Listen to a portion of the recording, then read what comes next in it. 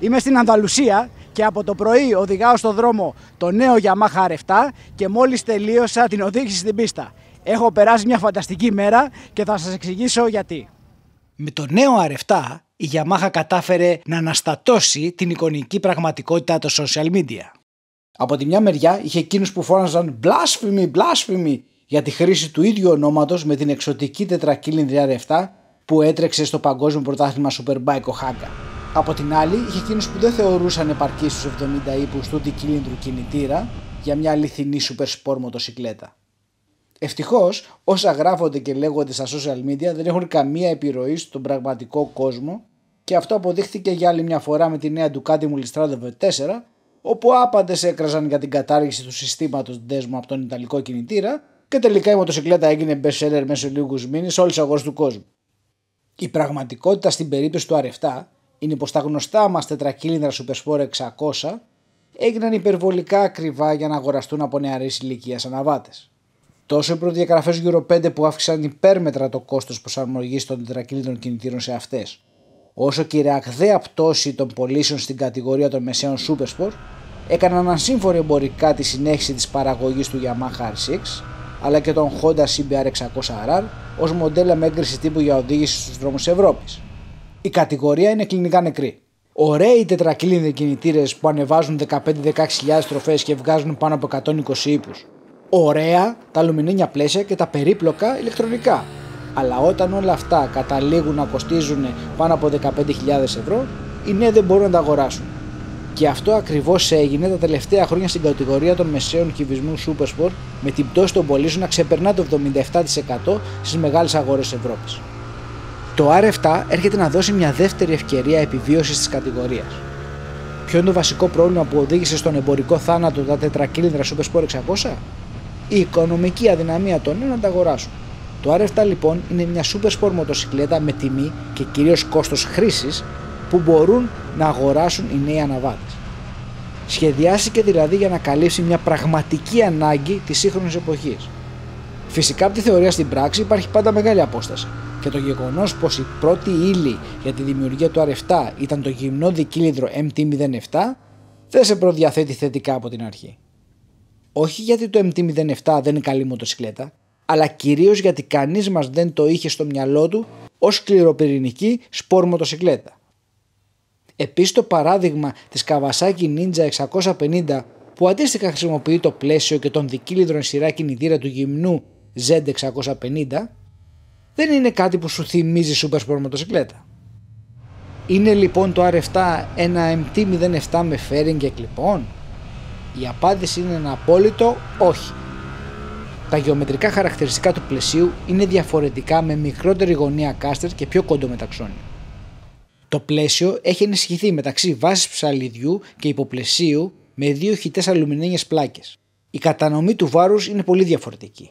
Οι αναρτήσεις είναι διαφορετικές. Τα φρένα είναι διαφορετικά. Η γκαζιέρα, η τελική μετάδοση και ο συμπλέκτης είναι διαφορετικά.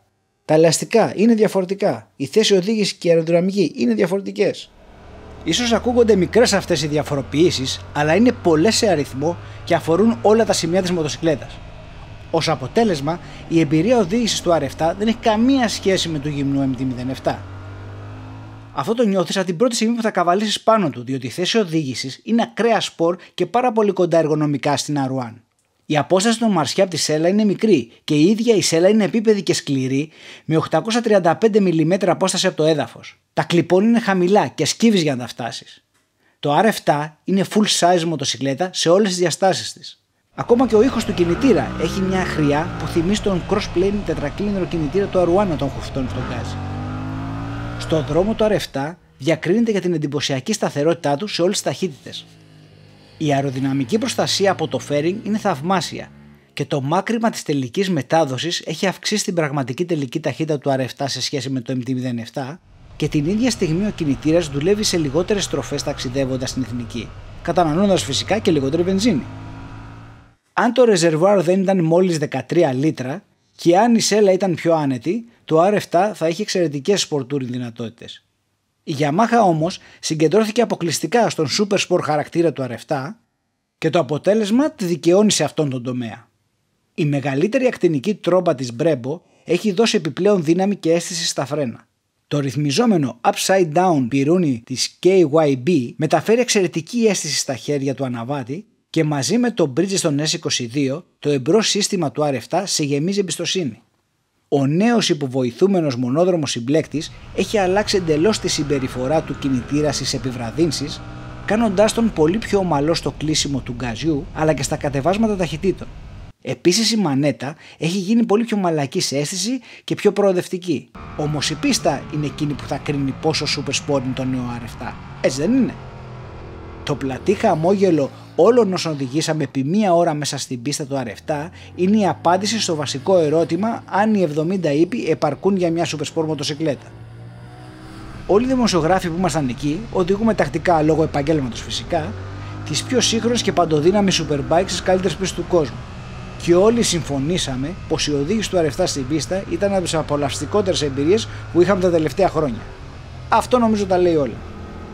Προφανώς στα track day θα σε περνάνε στις ευθείες τα μεγάλα street fighter και τα superbike. Αλλά αυτό δεν στερεί τίποτα από την απόλαυση της οδήγησης του R7 μέσα στην πίστα για τον αναβάτη. Τα περιθώρια κλίσης είναι πολύ μεγάλα και η αίσθηση στην είσοδο και μέσα στη στροφή είναι φανταστική. Μπαίνεις με όση φόρα αντέχει η ψυχή σου και πλαγιάζεις όσο θέλεις, χωρίς τον κίνδυνο να βρουν κάτω εξατμίσεις Mars Piestan. Η θέση οδήγηση είναι άψογη εργονομικά και μένεις εντελώς ξεκουραστός ακόμα και μετά από μια ολόκληρη ώρα οδήγηση μέσα στην πίστα. Δηλαδή εντελώς διαφορετική εικόνα από ό,τι έχεις στον δρόμο. Μόνο το ABS γίνεται ενοχλητικό αν επιχειρήσεις να φρενάρεις πολύ δυνατά την τελευταία στιγμή και δυστυχώς δεν υπάρχει ρύθμιση απενεργοποίησης.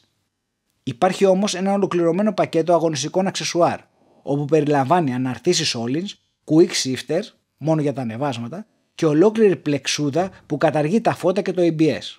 Οπότε για αγωνιστική χρήση και για τους φανατικούς του track day υπάρχουν έτοιμες λύσεις από τη Yamaha. Πού καταλήγουν όλα αυτά?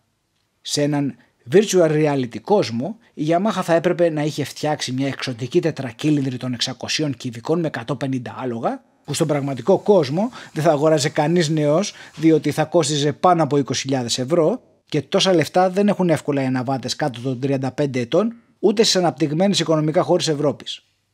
Στον πραγματικό κόσμο λοιπόν η Yamaha έπρεπε να φτιάξει μια super sport μοτοσυκλέτα για τη μεσαία κατηγορία κυβισμού που να μπορούν να την αγοράσουν οι νέοι αναβάτες. Αυτό ακριβώς είναι το νέο R7. Μια ρεαλιστική super sport μοτοσυκλέτα. Απλώς έτυχε να απολαύσουμε την οδήγησή του στην πίστα όσο και τον superbike των 200 ύπων.